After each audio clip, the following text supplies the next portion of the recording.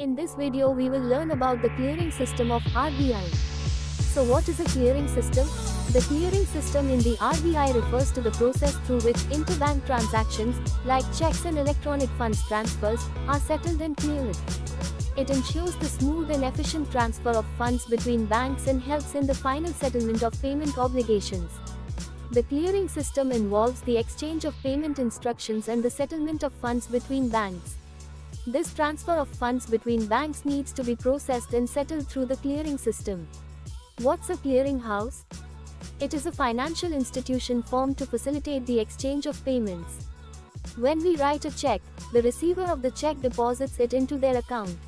If the issuing and the receiving bank are the same, then the bank can transfer the money directly within its own accounts, but if they are different, then the check has to be routed to a clearing agency who then connects with the bank on which the check was drawn and verifies for sufficient funds. This agency ensures that the funds are transferred from one bank to the other bank.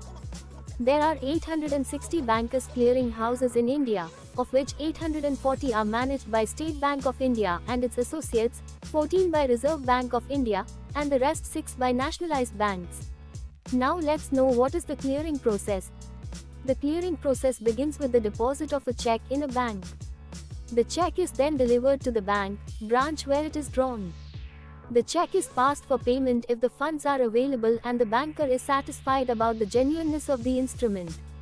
The checks that are unpaid are returned to the presenting bank through another clearing called the return clearing. The realization of the funds occurs after the completion of return clearing and by the absence of an unpaid check. What is a check? A check is a written, unconditional, and signed order issued by an account holder to their bank, instructing the bank to pay a specified sum of money to the person named on the check. It serves as a negotiable instrument that allows for the transfer of funds from one bank account to another. When a payee receives a check, they can deposit it into their bank account.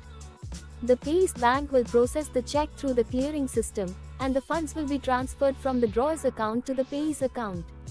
Let's see what are the components of a check. A drawer is a person or the account holder who writes and signs on the check. A payee means the person named on the check who will be receiving the payment. Amount means the specific sum of money to be paid. Date shows that when the check was written. Drawee means the bank from where the check is drawn. Account number means the account number from where the money will be debited. In signature, the drawer signs and authorizes the check. MICR code means magnetic ink character recognition. It's a character recognition technology used in the banking industry to streamline the processing and clearance of checks. It is a 9-digit code printed on checks using technology that uniquely identifies the bank and branch participating in an ECS. The code comprises of the first 3-digit representing the city code, the next 3-digit representing the bank code, and the last 3-digit representing the branch code. IFSC code means Indian Financial System Code. It is an 11-digit alphanumeric code used to uniquely identify a bank and its branch, with the first 4 digits representing the bank, the 5th digit is a 0, and the last 6 digits represent the specific branch code. IFSC is mandatory for fund transfer through RTGS, NEFT, IMPS, etc., as it helps to identify the destination of beneficiary bank and branch. Let's see what are the different types of clearing system. First is electronic clearing system or ECS. It provides an alternate method of effective bulk payment transactions like periodic payment of interests, salary, pensions, etc. The transaction moves from single user source to a large number of destination account holders. The service is operation at 15 centers where RBI manages clearing houses, 21 center where SBI manages, and 29 center where PNB and other banks manages ECAs on behalf of RBI. Card payment is an important payment instrument which has replaced the use of cash in e-commerce and retail outlets. Debit cards are much more popular than credit cards in India. Debit and credit card-based payment received a CAGR of 35% and 33% in terms of volume and value over the last 10 years. The data is shown below. RTGS is a funds transfer system where transfer of money takes place in real time and on a gross basis from one bank to another. The transaction is not subject to any waiting period, and the transaction takes place on a one-to-one basis without bunching or netting with other transactions. The minimum transaction should be 2 lakh and there is no max limit set by RBI, but different banks can have different max limit. The transaction takes place in under 30 minutes. Some advantages of RTGS are: it allows high-value transaction at lower cost and the transfer of funds are instant. There is no geo limit within India and minimal chances of fraud. The transaction can also be initiated from anywhere via net banking. The charges are mentioned below.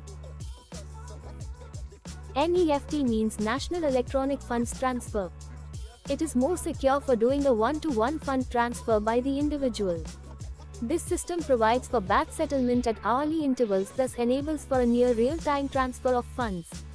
There is no minimum or max limit set by RBI, but different banks can have different limits.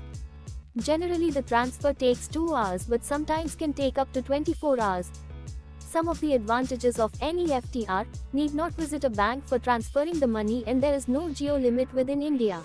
Individuals get confirmation by SMS when the money is credited on the beneficiary account. There is no charge to savings bank account customers for online NEFT. The charges of NEFT are mentioned below. The growth rate of RTGS and NEFT respectively are shown below. Next is Aadhaar-enabled payment system.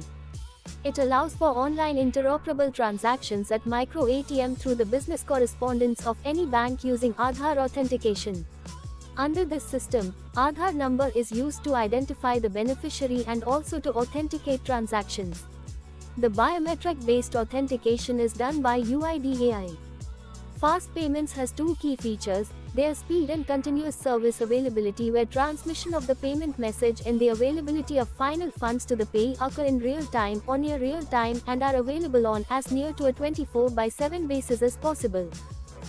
Currently, IMPS and UPI are the 2 existing fast payments in India. IMPS is Immediate Payment Service. It is a multi-channel system that can be accessed using mobile, ATM, internet banking, bank branches, etc. UPI means Unified Payment Interface. It is a fast payment system for mobiles where users can send and receive money instantly using a virtual payment address set by the user itself through push and pull method, QR code-based payments, etc. The growth rate of fast payment services in India is shown below. Thank you for learning from options and ideas.